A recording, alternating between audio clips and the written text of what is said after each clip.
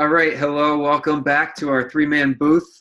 We are live talking the NFL. This will be week 2 recap, week 3 look ahead.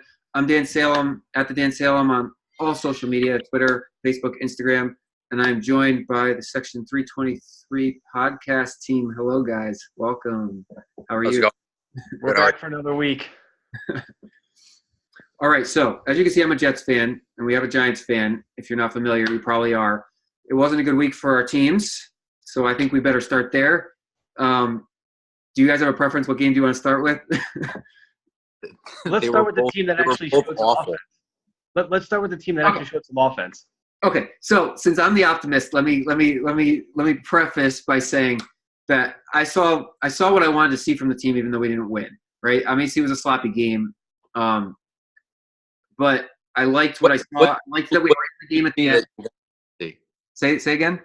What did you see that you wanted to see? Because I just saw an inept defense and no running game. And so our weakness going into the year was that we had no pressure. We got to Ryan Tannehill all day, and he was just under pressure all day long. Now, granted, we didn't stop them when it mattered most at the end. I'm not saying the defense didn't make some mistakes, but we were in it within a score at the end. We got to the quarterback. We couldn't establish the run. I honestly was very impressed with Miami more than I was down on our Jets, because I think that we're like a slightly above average football team that could play up or down depending on the week. We were coming off a huge high. I was really hoping they wouldn't lay a goose egg, and they didn't. Now, we shut them out in the second half. That's really good. We got shut out in the first half. That's awful.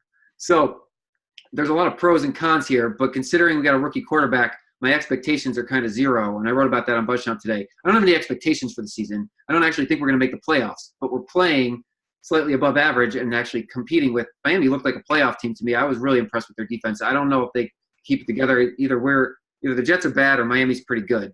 I don't know. Their outside pressure is really good. I think that, they did an okay job defending that, the offensive line. But I think that,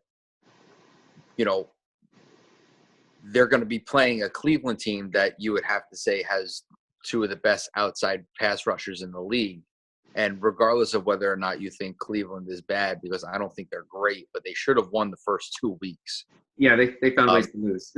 Right. So, the Jets are actually underdogs in this game. They're 3-point underdogs to a team that has not won a game in a year and a half. Mind you, when you're on the road, you start negative. You start +3, so this is pretty even. Like, that's the spread, +3, -3 for the home team, unless there's a disparity. So they're basically saying we're even, which I can't really disagree with. I liked what I saw from Cleveland, but they're not great either. They're not going to make the playoffs. So if they only had a competent kicker, they easily would have won last week. They missed 2 field goals and 2 extra points. I mean, that's 7, Their 8 kicker's points gone. Right there. He's gone. Oh, I know he's gone. Yeah, That's what I'm saying. The kicker from Minnesota and Cleveland both got axed on yesterday. So consider the competition, because New Orleans is awful on defense, like awful. Correct. And the Browns could barely do enough to not win, and then they lost. And then Pittsburgh looks awful on defense. So Pittsburgh is a shell of itself from what it was last year. The Jets, in my opinion, have a pretty damn good defense, considering, and I mean, we're still without Marcus May. So yeah. I don't see that Cleveland doing much offensively. They might stop us defensively. Again, this is an even game. I can't disagree with the spread, because I'm going to pick the Jets because I like the Jets, but otherwise it's a toss-up because I think it's a defensive game. I don't know. I want to go back to the Miami game for a second, because Bo was at my house. We're watching the game, and it's getting towards the half, and at that point it was 20-0. Oh yeah, nothing. Bud's standing about 5 inches from the TV for the entire game, which was kind of humorous. So we're sitting there, we're talking. Darnold's driving him down the field, and Bud goes, "They're going to get no points on this drive." I go, "What are you talking about? They're going to get a field goal at least out of this." Now they had no timeouts, and what happens? Darnold throws the ball middle of the field. They get tackled right before the end zone, and the clock runs out. Yeah. Listen, I've seen this story before. I've seen it. I've lived it my entire life.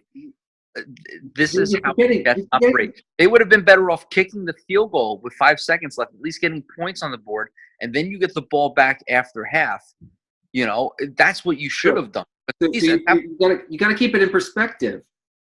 This guy's a rookie. It's his second game, and he's managing a 2-minute drill without any timeouts. Even the best quarterbacks in the league screw that up, and he got them within an inch of the end zone. So I understand that you've seen this all before, and I'm not surprised they didn't score either. I'm not saying that it went well, but considering that he's only got 1.5 games under his belt, it's not surprising that he's making these mistakes. And I wrote today, this is the time to make them in September. You don't make them in December. You make them in September, and you learn from this and grow. And I don't know. It was such a close game. No, it was just funny because he literally called it. I was like, come on, I'm like you, Dan. I'm optimistic, and as you'll see, everyone will see as we do this. That's very pessimistic Jets. So he just called it to a T. Said they're not going to get any points. I said they're going to get something out of this, and lo and behold, it ended up the clock ran zeros. But listen, I was happy with Darnold played. I don't think that he has shown us in 2 games that he's not capable of playing quarterback in the NFL. I just think that you again, it's the same old Jets. You find new ways to just lose games that you should win. You were dominant in that game, but turnovers cost you, not capitalizing on possessions when you're in the red zone to get points. You get that turnover with Tannehill, and then the next play, Terrell Pryor just stops running around. Yeah. And that's not on Darnold. That was a good throw. The ball was put exactly where it needed to be. If he continued to run the route, it would be right in his hands. But he just stopped. Yeah. But those are the things that you're 3 points there, 7 points there. It could have been a different ball game.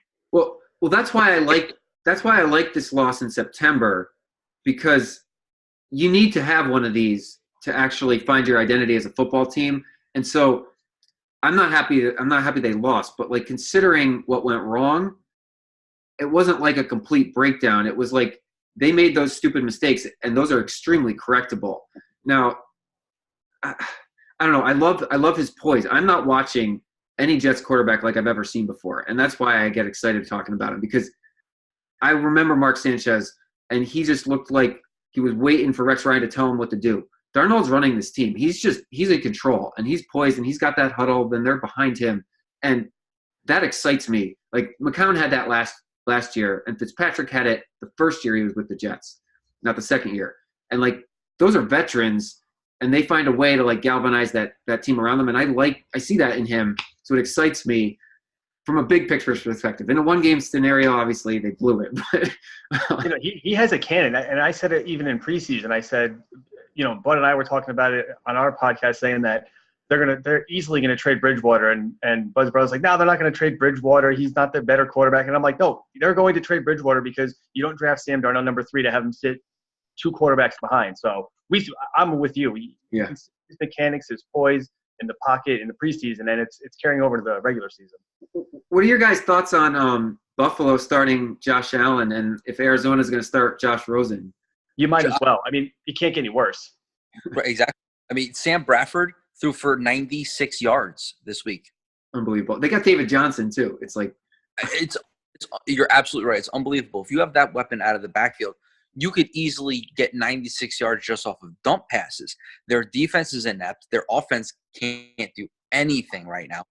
I would think that if the Jets somehow beat Cleveland this week, I think you'll see Baker Mayfield week 4, because you're going to have to do something. Because this team, Cleveland, is this close. And if that just means that, Tyrod Taylor has done nothing wrong. I think he's played relatively well. And Tyrod Taylor is a perennial Jets killer.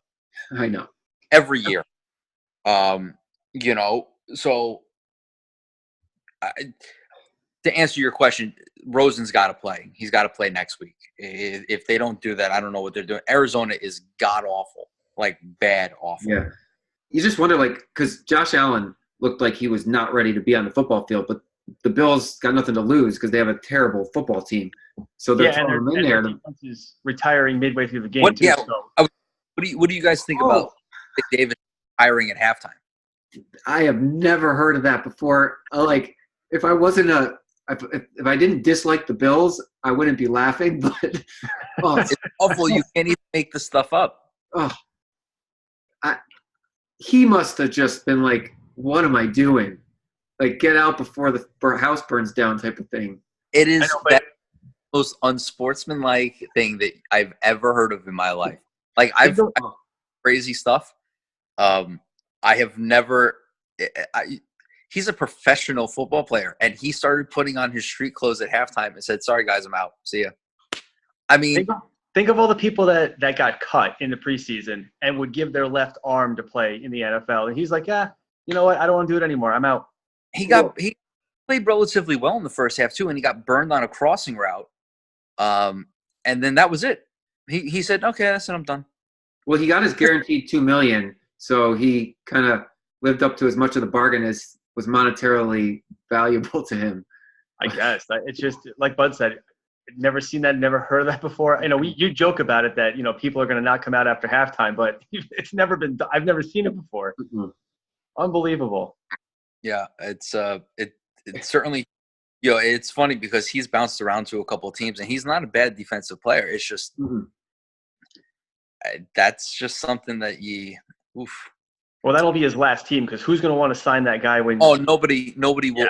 Yeah. Even if he just wanted to get out of Buffalo, nobody will sign him because his character is like squat now. Right. Yeah. So we got to find our way to the Giants. We were talking about these other teams, and one of their major issues in Arizona is offensive line and/or defensive line. That's still the Giants' biggest issue as far as I see, and they didn't do much to correct it in the offseason, unfortunately, for Eli and Barkley. What do you think? Show me your optimism here. So, well, it's gonna be tough, but there's actually, and I said this to Bud last night. I mean, there's like an epidemic in the league. Seattle's offensive line sucks. The Giants' offensive line sucks. Buffalo's offensive line sucks. Arizona, even the Minnesota Vikings, their offensive line isn't that good, but they can mask it with Diggs and Thielen and their defense. There's a lot of bad offensive lines in this league all of a sudden. It's not just one team. It's obviously it's the number one thing they talk about when you bring up the New York Giants, but it's all over the league.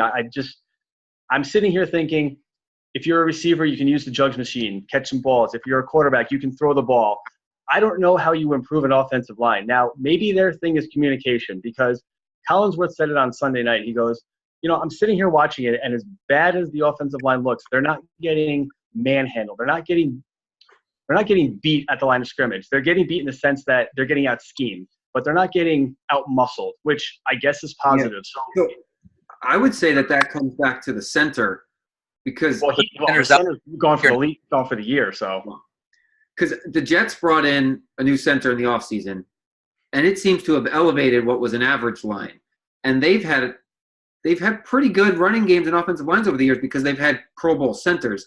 And that's where the Patriots have excelled with their center. You're talking about communication, and it's got to be the center. And I don't know, the Giants, they're going to have to try to pick somebody up off the free agents for their center.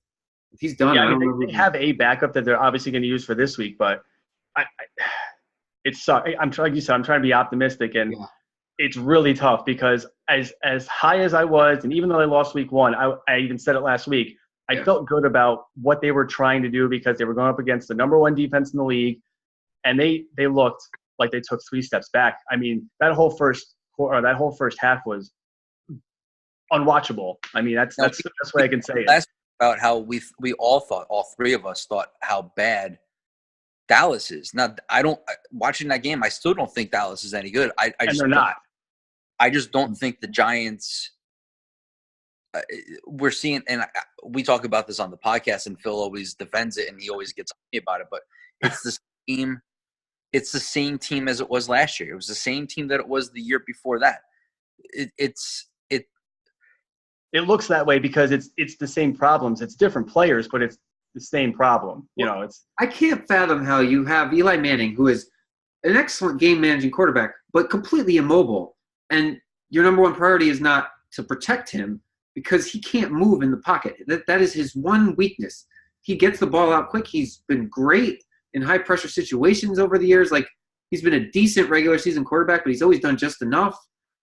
And I'm just he's got no time. And you're right. He's not a mobile quarterback. He doesn't get out of the pocket. He's got no time to throw the ball. I mean, he got sacked 6 times last game, and it would have been more if they didn't call off the dogs. And don't get all excited about the 10 points they scored in the last 2 minutes because Dallas wasn't running anything at him. So yeah, Ingram got his touchdown. They got the onside kick. They kicked the field goal, but come on, Dallas called off the dogs at that point because the game was over.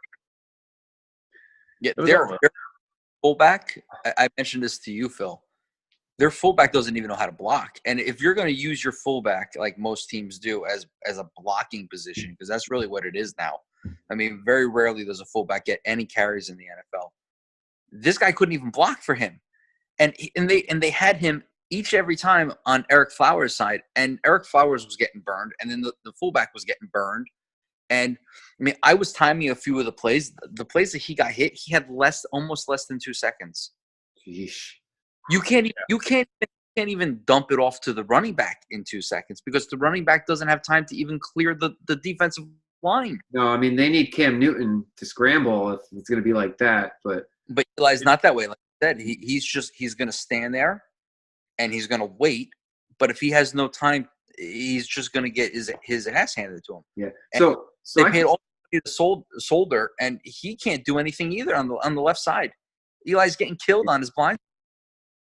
So there's a positive here because it's only September, and some teams look awful in September and then rebound.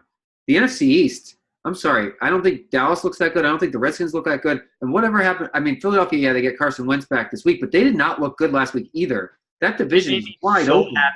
It made me so happy to see that Tampa Bay literally controlled that game the entire time. Nothing made me happier. Now, yes, you have Nick Foles was quarterback. You get Carson Wentz back. They still have no receivers. Alshon Jeffrey's still hurt. Jay Ajayi's hurt. I mean, they still have a tough – they don't have a Super Bowl offense right now either. 8-8, 9-7 is going to win that division.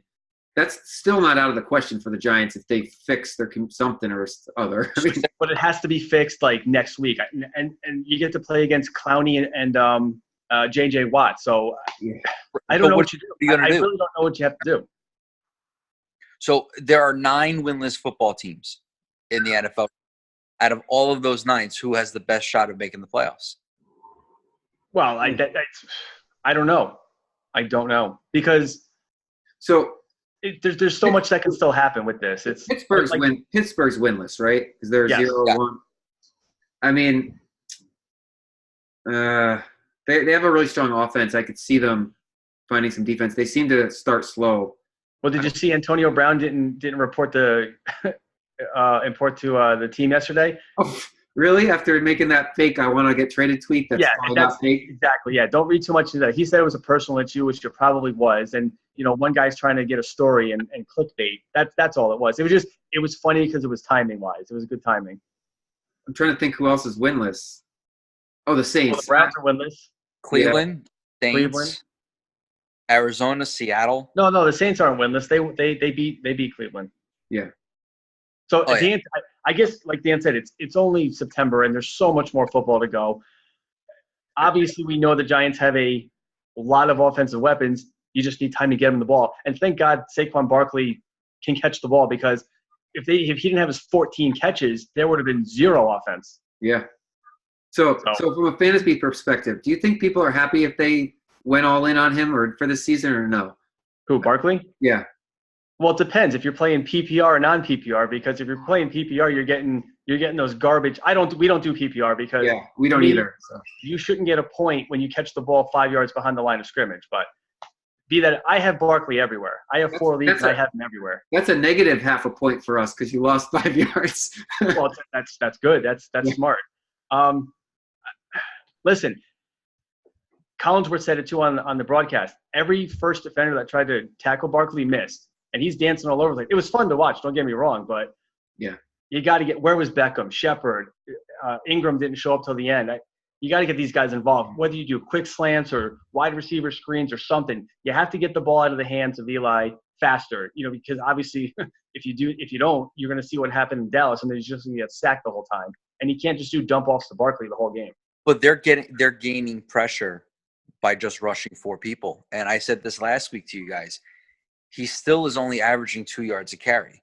And if Eli doesn't have time to throw the ball outside to him. I know, yeah. It's a mess. So I said it before we started. I guess I'm eating a lot of crow because I was convinced, maybe all three of us were, that the Giants were going to win this team based on what I saw in Week 1 from both teams, Dallas and New York, because Dallas scored 8 points against the Carolina team who I don't even think is that good. Mm-mm. But listen, week 1 is a sham because everything you think you know, the opposite happens the next week. Yeah, and so Week 3 kind of is more true to what a team's form is going to be. So I'm kind of excited for Week 3. But so last year, only 10 teams won 10 or more games. And those basically are all the playoff teams. I guess there's 12 playoff teams, right? So these teams that are in that 0-2 hole, they can't go. I mean, has anybody made the playoffs starting 0-3 and maybe one or two? I don't think so. I think you'll see it because they'll talk about it this week and next week. I want to say maybe the Chargers did it when they were 0-3 or 0-4. You're going to hear that come up the next few weeks because they always show those percentages. If you're 0-2, you have an 11% chance. If you're 0-3, you have a 3% chance. Yeah. It's nauseating. But they do always say you need at least 4 weeks. I think we said it last week. You need about 4 weeks for the bad teams to know who are bad and the good teams to know who are good. And this is the reason why preseason gets so much bad publicity because none of these players play in preseason. None of these guys are up to speed yet. None of these guys have time to practice because they have the shortened practice schedule because of the CBA. So there's so many negative things working against them. That's why you need to play 4 or 5 games to figure out your identity and who's good and who's not. So let me ask you a question on this. So they're coming out and they're saying that it's a lack of communication with the Giants offensive line. So that's right? what I'm hoping that it is. Okay, let's just say that that's what it is, and they haven't played enough time together and that all that other rigmarole, right? So why weren't they playing more in preseason? I mean, preseason is to eliminate this stuff. These are the games that count, and they're already 0-2 in a division that's winnable. Well, think about this. If you lose one more game, they're done, Phil. Think about this. You play preseason games against defenses. They're vanilla. They're not showing you schemes. They're not running stunts. They're not running linebacker blitzes and safety blitzes. They're running the most vanilla defenses just to get through it, make sure no one gets hurt. You're not seeing a team's full plethora of weapons. But you'll be working together as a unit, and yes. But all 5 of those guys are new essentially because Flowers moved from the left to the right. Everybody else in that line is brand new. So yeah. Well, all right, we got a few more minutes here. I know we can go on. I know we'll do more. We can go forever. I got one final thought that's on a different subject, and then you guys can give your thoughts, and we can chat for another minute. So sure. I'm really wondering what's going on in New England because they have tried out more wide receivers than any team ever, and they just signed Josh Gordon, who, by all accounts, I mean maybe he could be rehabilitated, but that's the opposite of what the Patriots would ever go for. So they obviously don't believe in their current wide receivers. They lost last week to a Jaguars team which looked like they were just they could beat anybody. Like, I mean, I thought that they would be one of the top teams in the AFC, but New England did not look on their level. Now, it is early, and so the Patriots tend to find their groove in October like most teams that are going to be playoff teams. But this does not look like the same Patriots team, despite it being the same Tom Brady. Do you guys see the same things, or am I just being an optimistic Patriots hater? Well, are you surprised they went there in the first place? What's that? Are you surprised that they signed him in the first place? I'm not. This is like Randy Moss 2.0. They didn't sign him to anything. They just traded for him, and they traded a 5th-round pick for him. So in the scheme of things, they didn't give up that much, and they really need only somebody for the next 2 weeks until Edelman comes back. And then after that, God only knows if he's even going to be on the team. Yeah, but I'm just like, they don't have a competent wide receiving core to begin with before the season starts? Like what? No, they went through like 5 or 6 different wide receivers. They traded for Corey Clement, who Buffalo cut, and then they just cut him. I don't think he played a snap. So you're right. They're like a rotisserie of wide receivers. Maybe like what Bud said, they're just buying time till Edelman comes back. Yeah, but I don't see him saving the season. I mean, isn't that what Gronkowski's supposed to be, like your go-to? And now, Gronkowski, look at how he's played in the first 2 weeks. Week 1, he played okay. He had a receiving touchdown, but last week he did nothing. No. Nothing. I mean, and that goes back to what you just said. The way Jacksonville played and completely shut. I mean, that score is not indicative to how that actually went. They crushed them. They weren't even competitive in that game. If Jacksonville's defense can play like that and Blake Bortles plays like that, I don't which know. is why I was so optimistic after week 1 when we had a good showing. But again, you can throw that out the window now. All right. So any other final thoughts? It will be interesting to see what happens in Pittsburgh, because whether or not you believe all the the fake news, if you want to call it that, with Antonio Brown, I'm surprised Juju Smith-Schuster was the beneficiary last week. So people were saying Antonio Brown was whining, he didn't get his targets and whatnot. So I don't know if there's a little bit of dysfunction there or not, but it'll be interesting to see. And they're winless too. So well, you got to believe some people in that locker room side with Le'Veon Bell, and he's not there. The He's not coming. Like he hasn't even shown up yet. And I'm kind of on his side because the players have very little power in this league, and if you actually have any, use it. Like, he's not fighting for himself; he's fighting for all the other running backs in the league. And Brown did the same thing, and he got his money. They paid Brown; they are not paying him. I don't know.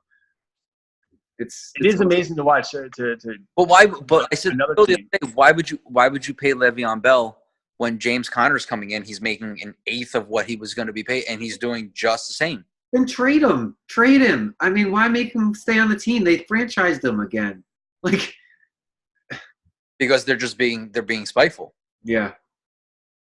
Well, yeah, they're trying to show, because if they cave, then that's any other player that does something like this is going to expect their team to cave too. So they're really trying to the ownership is like, no, we're going to stand pat, and this is the deal you guys agreed with in the CBA, and this is how we're going to run the team. Yeah. Well, we said this last week. He doesn't lose anything by sitting out. He just saves his body. So and somebody will pay him next year. Believe me, some team will fork over the $16 million or whatever they're going to pay him per year. But all right, you got a final thought, bud? Nope. Last week we didn't mention how to follow us. We're on Instagram, Section 323 Podcast, and you can follow us on iTunes. Just search any podcast. Yep. What is it? Section 323. We'll get the link to your podcast in the description of this YouTube video this week as well. I'll add it back to last week, so that way we can find you guys easier, so that you can hear the rest of this conversation. That is going to get. I have a lot more to say about last week's game, but I'll say 2 more things. One, Mahomes is going to throw another 4 touchdowns next week, and the Giants are not going to win. Yeah. Nope, I agree. I'm looking at the Jets having a really, really good game on Thursday on a short week. You hope so, because you don't want to be that team that loses to the Browns and give them their first win in a year and a half. You just don't want to do it. Yeah. No. No, you can't be that team, and they're not going to be that team. So that's my thoughts. All right. I'm at the Dan Salem, Facebook, Twitter, Instagram. Find Section 323 Podcast on iTunes and Instagram. And we're here every Tuesday talking live in this chat room. Thanks, guys. This has been a lot of fun. Awesome. I'm looking forward to more wins this week. All right. Yeah, we can enjoy the weather. Yeah, enjoy the weather. Yeah. Thank you. All right. Bye. Bye.